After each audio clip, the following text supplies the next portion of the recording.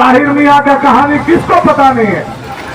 इस इलाका में तो ताहिर मियाँ का आतंक था, याद होगा आप लोगों को। और जिसको याद नहीं है मैं उनको गाड़ी तेल देता हूं। आप चले जाइए सगमा के सोंडीहा गांव में, सोंडीहा में सुरदेव यादव उस इलाका का सबसे चमचमाता हुआ नेता, लड़ाकू नेता।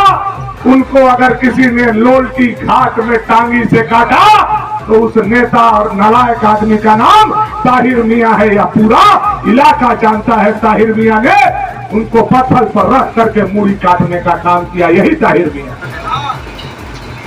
दूसरा उदाहरण मैं देना चाहता हूं, यही ताहिर मियाँ है। चले जाइए सोंडीहा के बगल में सगमा में पुतुर गांव है। जयप्रकाश यादव 21 साल का नौजवान, 6 फुट का लड़का, हीरो जैसा चेहरा, चमचमाता हुआ उसका चेहरा।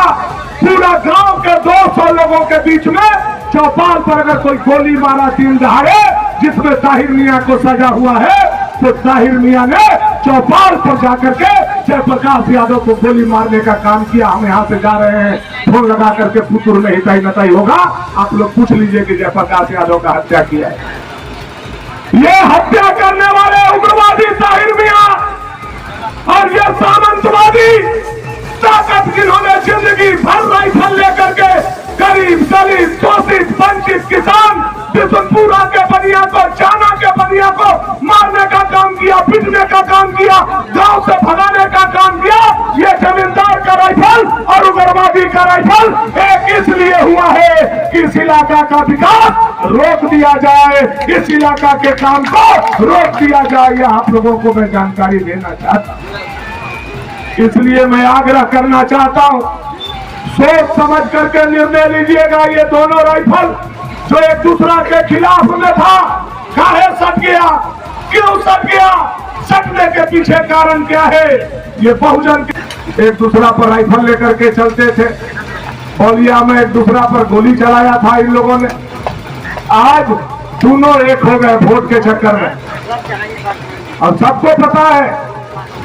खुशी होता है कि हम लोग ऐसे विधायक को जिताकर एक ऐसी विधानसभा से भेजे हैं कि तो जो हमारे क्षेत्र में एनी टाइम रहते हैं, क्षेत्र के विकास के लिए सोचते हैं और सदन में सभी विपक्षी को हालत खराब करके रखते हैं। हम लोग गर्व से कह सकते हैं कि ऐसे विधायक को हम लोग जिता कर भेजे हैं। हम लोग जरूर झारखंड के अंतिम विधानसभा 81 में निवास करते हैं, लेकिन हम लोग जब झारखंड के जब हमारे विधायक जिस तरह में बनते हैं तो 1 नंबर में आते हैं।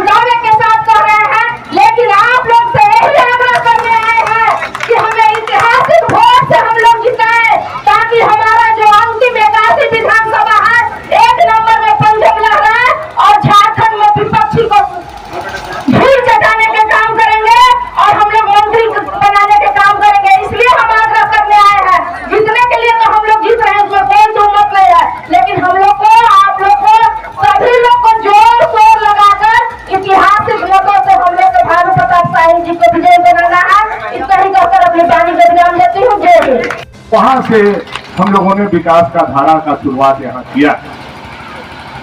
आज ये 3 पंचायत में अच्छी सड़कें हैं, स्कूल है, बिजली है, अस्पताल भी,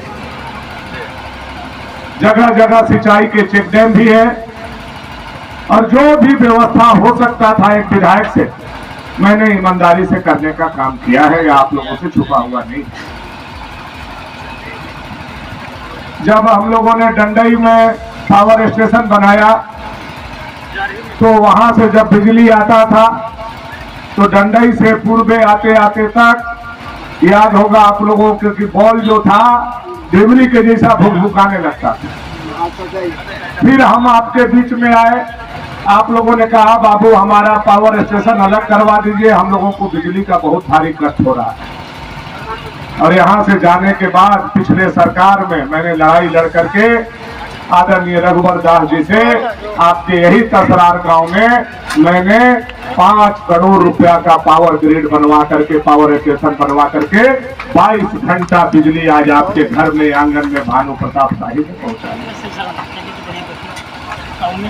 अब ये 3 पंचायत के लोगों को प्रखंड मुख्यालय से जोड़ने वाला सड़क जर्जर था, चाहे वो लवाही होते हुए हम जाए तो भी, चाहे बैला झगड़ा होते हुए जाए तो भी जर्जर हालत था यहाँ से बैला झगड़ा 4 मुहान तक।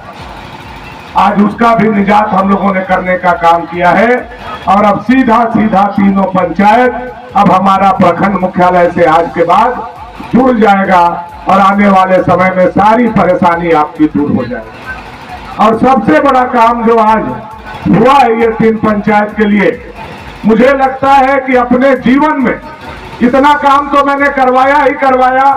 हाई स्कूल तसरार में भी है और हाई स्कूल जरही में भी। बीओ मैडम बैठी हुई है, यहाँ पूछ लीजिए, एक हाई स्कूल से दूसरा हाई स्कूल का दूरी कम से कम 5 किलोमीटर होना चाहिए, यह नियम।